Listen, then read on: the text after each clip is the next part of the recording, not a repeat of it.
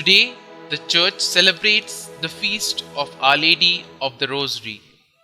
It was on the 7th of October 1571 that the great naval battle of Lepanto was fought against the invading Turks. The victory of Europe in this famous battle saved Christian civilization.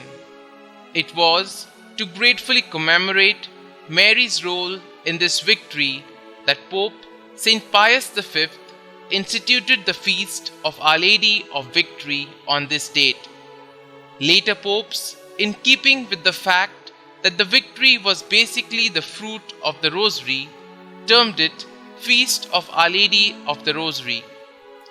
The origin of the Rosary itself dates to a revelation in a vision by Our Lady herself to Saint Dominic, the founder of the Order of Preachers in the 13th century. The Rosary devotion, as such, was popularized by a Dominican preacher, Alain de la Roche, and his confreres in northern France and Flanders, whence it spread to the rest of Europe. Pope Leo X accorded the Rosary official approbation in the year 1520 and went on to declare October the month of the Holy Rosary.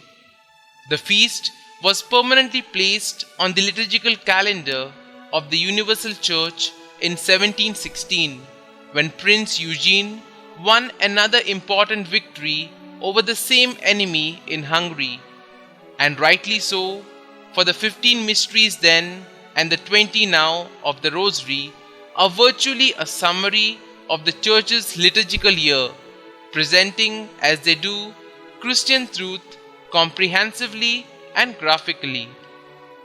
The term Rosary comes from the Latin rosarium, that alternately implies a rose garden, a bed of roses, a garland of flowers, and a collection of nice coats. The roots of the Christian Rosary lie in an ancient daily prayer devotion of reciting 150 times the Our Father, later simplified to the Hail Mary 150 times. The largely illiterate Christians of the Middle Ages using strings of bead to keep the count. The Rosary, as we use it today, is a simplified version of the Dominican Rosary, which consisted of 15 decades of the Hail Mary to the accompaniment of a meditation on 15 mysteries pertaining to the life, suffering, death, and glorification of Jesus and Mary based on Scripture. That Mary is assumed means that she is the disciple most awake, and thus the most suitable to hear us express ourselves in prayer. With her as a listener, we develop the art of praising a triune God to a third person.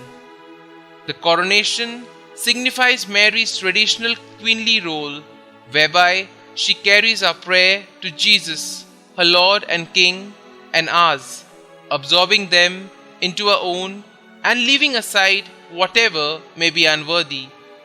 The Rosary thus possesses great power to enlighten and sanctify those who pray it, and according to Pope Pius XII, has a special efficacy of intercession. Pope John Paul II, through his apostolic letter Rosarium Virginis Mariae of 16 October 2002, has added a set of 5 new mysteries to the Rosary, that is, the Luminous mysteries.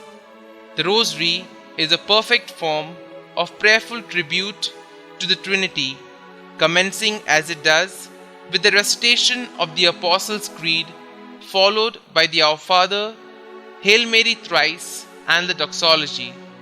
Each decade of Hail Mary is then preceded by the Our Father and concludes with the doxology, thus highlighting the significance of the Lord's Prayer, which remains the key in the Rosary.